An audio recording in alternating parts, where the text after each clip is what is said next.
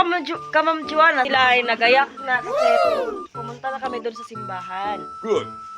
Ito sila oh, si Jefferson, si Brother Marlon, isang kapatid ko si Joren. So, ayun, mga Kamam Juana, so pupunta na kami doon.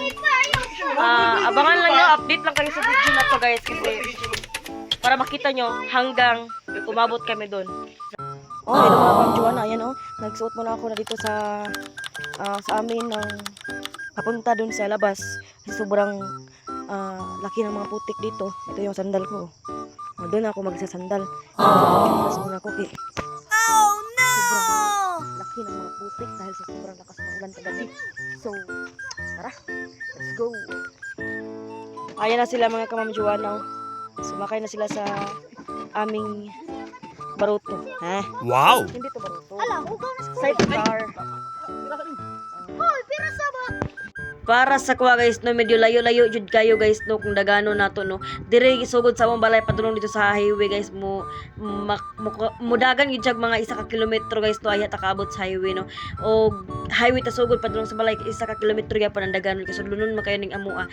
Ambot ani ang ganong diri mi nakapili og palit og yuta kay ngano barato ra pa daw kuno kay yuta diri guys mo nan diri na lang pud mi namuyo pero bago-bago pa pud mi diri ha dili pa mi ingon nga dugay diri napa mi sa mga 3 years or 4 years na among nagpuyo mi diri sa Tugas sa Labid Misamis Oriental. Oh giring dapita guys naabot na din mi sa highway kay kaning highway mon siya ang alubihid diri alubihid man ni amuha unya mulabay pa mi og pila ka mga lugar ayan mi makaabot sa Taytay og dire nag-video na lang pag ko gi-video na ko silang nanay kay mo ni siya family good wala silang nanay tatay sa likod kay ato mga mi naglingkod maigor pod mi sa sidecar ang sidecar sakto ra gid kay sa mua for isa ka pamilyahan. So karon padulong na mi sa Taytay na nami sa kaning nga lugar Lugilo na so 1 2 3 ako magiko na og na nami sa simbahan guys nagdaig na sila nanami diri sa simbahan medyo nagulo ko kay gamay ra kay mi present pero salamat sa Ginoo no kay naagi ni present alag gamay ta kay nagingon niyang pulong didto pero nakalimot ko gusto nga verse duhag tulo managtigom naagi hapon siya sa atong mga kilid naminaw no naminaw nagtan-aw sa atong gipangbuhat nga pagdaig sa 2 or sa 3. So thank you for watching guys, bye bye.